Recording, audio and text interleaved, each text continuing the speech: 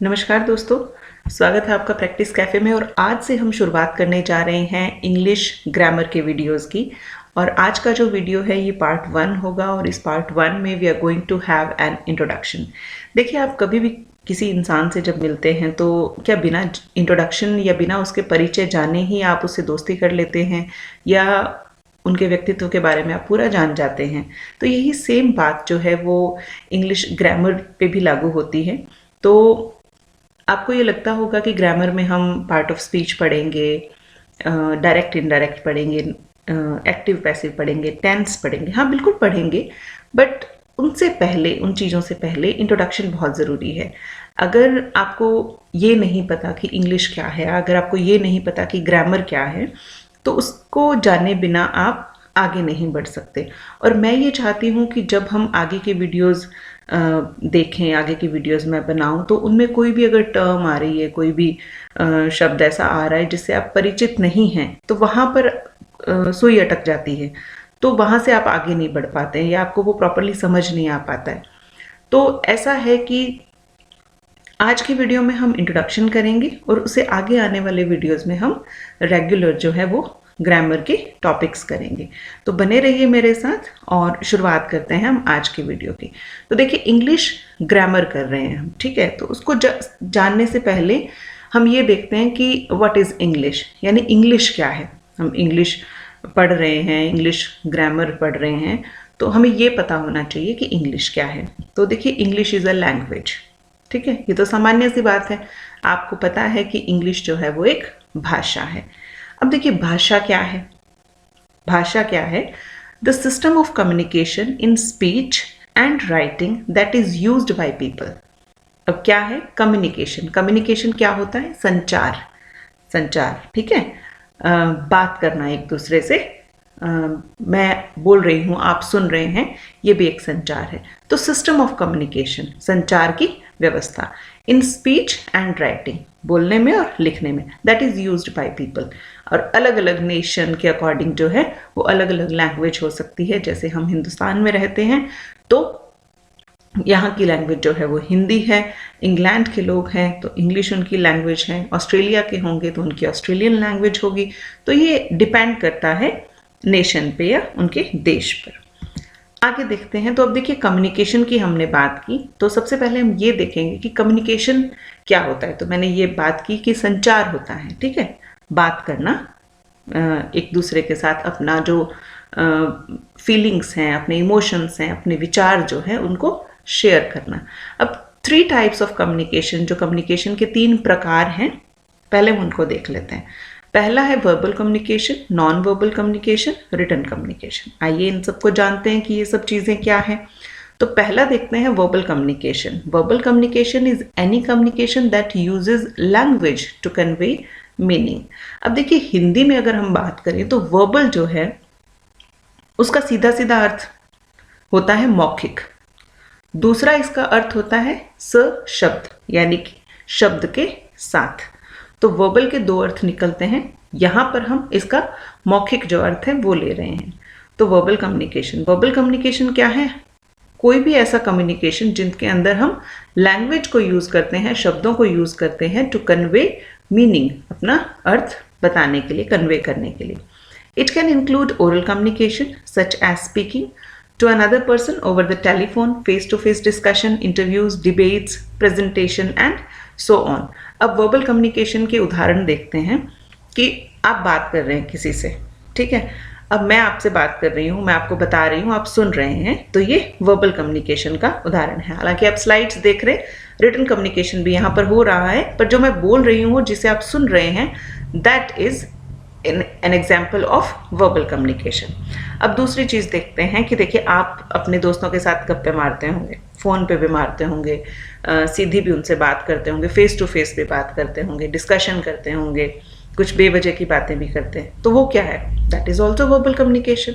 अब इंटरव्यूज़ की बात करें, सामने बैठे होते हैं कुछ इंटरव्यूअर्स जो होते हैं, इंटरव्यूई होता है, वो जो एक प्रकार है वो भी वर्बल कम्युनिकेशन है। डिबेट्स हैं, वाद विवाद चल रहा है, that is also verbal communication. और प्रेजेंटेशन, ठीक है, एक बंदा खड़ा है सामने और वो प्रेजेंटेशन दे रहा है, अपना मतलब बोल के बता रहा है, तो वो भी वर्बल कम्युनिकेशन।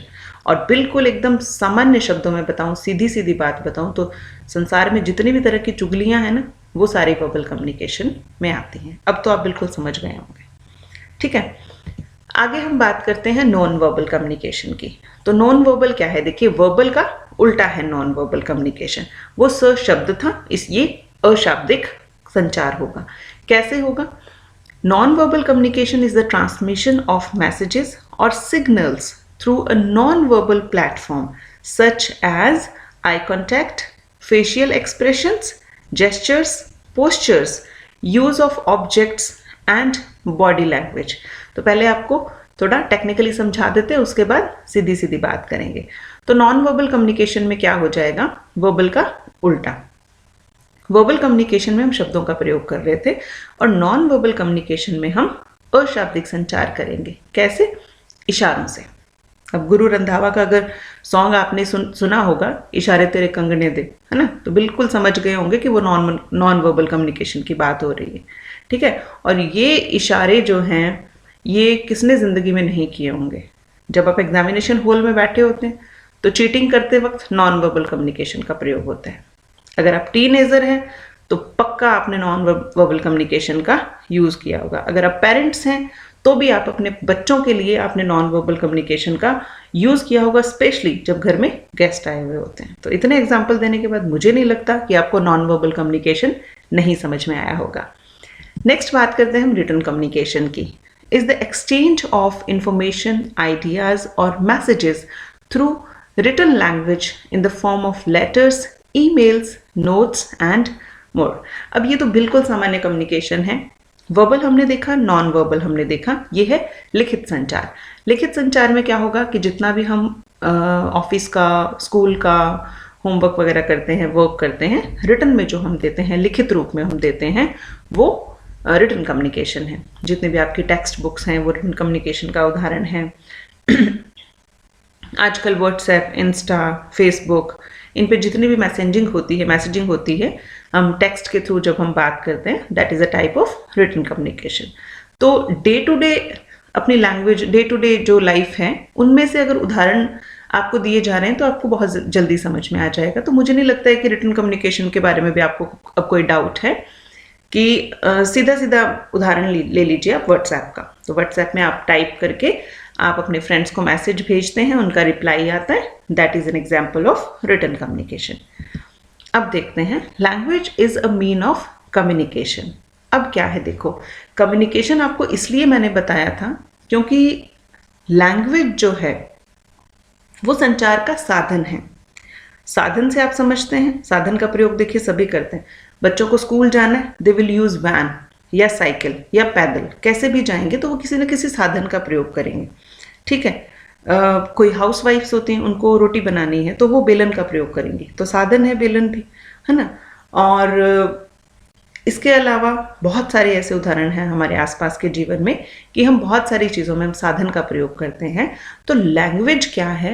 लैंग्वेज एक साधन है, किसका? संचार का। अब हिंदी में देख लीजिए, भाषा मनुष्य द्वारा विचारों, भावनाओं और विचारों को संप्रेषित करने का एक माध्यम है। आप साधन कह लीजिए या माध्यम कह लीजिए।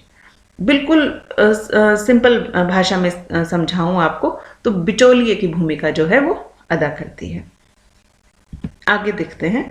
अब थोड़ा सा मैंने इंग्लिश के बारे में आपको मैं बताना चाहूँगी। The majority language in the United states, the United kingdom, Canada, Australia, Ireland, New Zealand and other island country in the Caribbean Sea and the Pacific Ocean is English। अब देखिए, इंग्लिश जो है वो एक मेजॉरिटी लैंग्वेज के रूप में use की जाती है इन सभी कंट्रीज़ में। which has its roots in England। तो इंग्लैंड इंग्लिश, ठीक है, रूट कहाँ है? इंग्लैंड में। In addition, it is widely spoken in many nations in sub-Saharan Africa, including South Africa, the Philippines, Singapore and India। तो हमारे यहाँ इंडिया में भी बहुत बोली जाती है English language. Most other nations choose English as their first foreign languages, and it is because of this that English has earned the title of international lingua franca। देखिए इंटरनेशनल लैंग्वेज बन चुकी है जो इंग्लिश है, इसलिए बहुत सारे जो देश हैं उन्होंने इंग्लिश को फर्स्ट फॉरेन लैंग्वेज की कैटेगरी में रखा है। अब देख लीजिए, एक उदाहरण आपको बताती हूँ। मान लीजिए आपको ऑस्ट्रेलिया जाना है and you are not aware of Australian language, आपको ऑस्ट्रेलियन नहीं आती। अगर आपको इंग्लिश आती है तो यू कैन कम्युनिकेट देयर। ज़रूरी नहीं है कि आप चाइना में जाएंगे और आपको चाइनीज सीखनी पड़ेगी, आप साउथ कोरिया नॉर्थ कोरिया में जा रहे हैं आपको कोरियन सीखनी पड़ेगी। If you are aware of English, आपको इंग्लिश बोलनी आती है, आपको इंग्लिश के बारे में थोड़ा बहुत ज्ञान है, तो आप वहाँ पर कम्युनिकेट कर सकते हैं, क्योंकि इंग्लिश हर जगह बोली जाती है। ठीक है, अब देखिए हमें ग्रामर करना है, तो हम ये देखेंगे कि what is English grammar. English हमने देखा क्या है, लैंग्वेज है। लैंग्वेज क्या होता है, language is a means of communication. अब हम देखेंगे कि what is English grammar. English grammar is the set of structural rules of the English language. This includes the structure of words, phrases, clauses, sentences and the whole text. अब देखिए इस चीज़ को मैं explain करती हूँ, ध्यान से समझिएगा। English grammar is the set of structural rules of English language. कोई भी आप घर बनाते हैं, घर का उदाहरण लेते हैं, चलो घर बनाते हैं तो क्या घर सीधा ही मतलब खड़ा कर देते हैं? उससे पहले हम स्ट्रक्चर बनाते हैं ना, किसी भी घर का ढांचा बनाते हैं। स्ट्रक्चर का मतलब होता है ढांचा, ठीक है, ढांचा बनाते हैं। तो ढांचे के बिना संभव नहीं है कि हम घर बनाएं। तो देखिए ग्रामर जो है वो ढांचे का काम करेगी।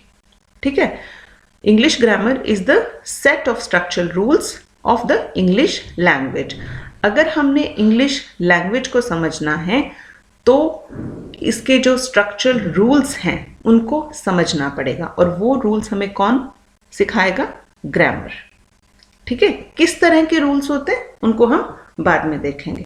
This includes the structures of words, phrases, clauses, sentence and whole text. अब देखिए इन चीज़ों को हम समझेंगे कि वर्ड्स क्या है, फ्रेजेस क्या है, क्लॉजेस क्या है, सेंटेंसेस क्या है, और होल टेक्स्ट तो आप समझते होंगे कि पूरा टेक्स्ट जो उसे है कहते हैं। देखिए अब हम देखते हैं कि वर्ड क्या है। वर्ड है अ साउंड और लेटर और ग्रुप ऑफ साउंड्स और letters that expresses a particular meaning. यहाँ पर लेटर से मतलब है अल्फाबेट ABCDEFGHI से लेकर Z तक, और साउंड से मतलब है कि इन अल्फाबेट द्वारा कौन सी साउंड प्रोड्यूस की जाती है। ठीक है, और ग्रुप ऑफ साउंड्स, और बहुत सारे साउंड्स जो हैं वो इकट्ठी भी हो सकती हैं, और letters that expresses a particular meaning. अब आपको अगर नहीं पता है तो मैं ये बताती हूँ कि हमारे इंग्लिश में 26 जो है वो अल्फ़ाबेट होते हैं, और 26 अल्फ़ाबेट जो होते हैं वो 44 साउंड्स रिप्रेजेंट करते हैं। 26 लेटर से 44 जो साउंड्स हैं वो रिप्रोड्यूस होती हैं। उसमें बहुत सारी साउंड्स जो हैं वो ग्लाइड्स भी होते हैं, वोवल ग्लाइड्स उनको बोलते हैं, कि दो साउंड को हम इकट्ठा बोलते हैं, इकट्ठा करके बोलते हैं। ठीक है, तो वर्ड में क्या होगा कि कुछ लेटर्स होंगे, साउंड्स होंगे, और वो क्या है कि एक पर्टिकुलर जो मीनिंग को एक्सप्रेस करेंगे। ठीक है, तो ग्रुप ऑफ लेटर्स आप उन्हें कह सकते हैं। नेक्स्ट है phrase, a group of words that are used together. A phrase does not contain a full verb. अब देखिए ग्रुप ऑफ लेटर्स क्या हुआ? वर्ड। ग्रुप ऑफ वर्ड्स क्या हुआ? फ्रेज। अब फ्रेज में क्या होगा कि phrase does not contain a full verb. Phrase में फुल वर्ब नहीं होगी, बट वो ग्रुप ऑफ वर्ड्स होगा। अब क्लॉज क्या होता है? जैसे स्टेप बाय स्टेप हम चढ़ते हैं ना, सीढ़ियों पे चढ़ते हैं हम, धीरे धीरे धीरे हम टारगेट की तरफ जा रहे हैं, तो उसी तरह सबसे छोटी जो इकाई है वो साउंड होती है। उसके बाद साउंड से देखिए अल्फ़ाबेट, अल्फ़ाबेट से वर्ड्स, वर्ड से फ्रेज, फ्रेज से क्लॉज, क्लॉज से फिर सेंटेंस। ठीक है, और सेंटेंस के बाद द होल टेक्स्ट। क्लॉज की बात करें, अ group of words that includes a subject and a verb.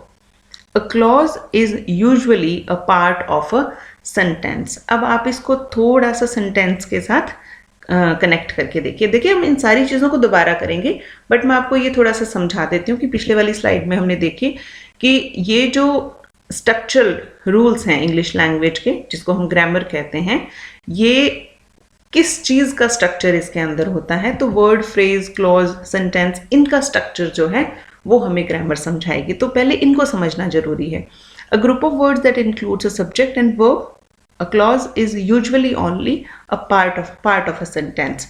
तो देखिए क्लॉज के अंदर आपको सब्जेक्ट भी मिलेगा, आपको वर्ब भी मिलेगी, यानी सेंटेंस के जितने कंपोनेंट्स हैं, सेंटेंस के जितने फैक्ट्स, जितनी चीज़ें सेंटेंस में होती हैं वो सारी आपको क्लॉज में मिलेंगी। बट क्लॉज जो है वो कंप्लीट नहीं होता है अपने आप में।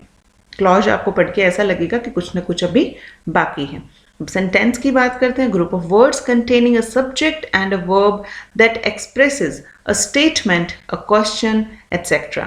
When a sentence is written, it begins with a capital letter and ends with a full stop. तो ये तो बच्चों वाली बात है कि देखो जो भी सेंटेंस है वो कैपिटल लेटर के साथ स्टार्ट होता है और एंड उसका फुल स्टॉप के साथ होता है। बट बेसिकली क्या होता है, एक ग्रुप ऑफ वर्ड्स होता है, शब्दों का समूह होता है जिसमें एक सब्जेक्ट होगा यानी कर्ता होगा और वर्ब होगी यानी क्रिया होगी। बेसिक जो एलिमेंट होता है सेंटेंस का वो वर्ब होता है। सिर्फ एक वर्ब से भी सेंटेंस बनाया जा सकता है, बट अगर उसमें कर्ता, कर्म, ये सी चीज़ें भी अगर होंगी तो सेंटेंस जो है वो ज़्यादा क्लियर होगा। दैट एक्सप्रेसेस अ स्टेटमेंट, जिससे किसी स्टेटमेंट का पता चलता है, किसी बात का पता चलता है या किसी क्वेश्चन का पता चलता है। ठीक है। When a sentence is written, तो ये बात हमने डिस्कस कर ली है कि ये कैपिटल लेटर से शुरू होता है और फुल स्टॉप पे खत्म होता है। दोबारा थोड़ा सा देख लेते हैं। वर्ड जो है वो किसका, लेटर्स का या साउंड का ग्रुप होगा। फ्रेज वर्ड्स का ग्रुप हो जाएगा, शब्दों, ठीक है, शब्दों का समूह फ्रेज। उसके बाद क्या होगा, क्लॉज भी शब्दों का समूह है, पर ये किसी सेंटेंस का पार्ट होता है या अपने आप में ये कंप्लीट नहीं होता है। सेंटेंस जो है वो भी शब्दों का समूह होता है, वो अपने आप में कंप्लीट होता है, कोई ना कोई स्टेटमेंट एक्सप्रेस करता है, उसके अंदर सब्जेक्ट भी होता है और वर्ब भी होता है। तो ठीक है, मुझे उम्मीद है कि आपको ये जो वीडियो है इससे आपको कुछ ना कुछ समझ ज़रूर आया होगा। हम इसी तरह की वीडियोस लेकर मैं आती रहूँगी, बिकॉज़ शुरू से ही मतलब मुझे ऐसा लग रहा है कि अगर आपको इंग्लिश का मतलब नहीं पता है, अगर आपको ग्रामर का मतलब नहीं पता है, तो you won't be able to do articles और पार्ट ऑफ स्पीच और इस तरह की चीज़ें आप नहीं कर पाएंगे। तो जो बिगिनर्स हैं उनके लिए तो बहुत अच्छा वीडियो है ये। और अगर आप ऑलरेडी बहुत कुछ पढ़ चुके हैं इंग्लिश के बारे में, ग्रामर के बारे में, तो कोई इशू नहीं है, आने वाले जो वीडियोस हैं वो आपके लिए बहुत काम के होंगे। So thank you very much friends for watching this video. अगर आपने मेरे चैनल को सब्सक्राइब नहीं किया है तो सब्सक्राइब कर लीजिए और बेल आइकन प्रेस ज़रूर कर लीजिएगा, क्योंकि बहुत अच्छे अच्छे ग्रामर के वीडियोज़ लेकर मैं आपके सामने आती रहूँगी। Thank you.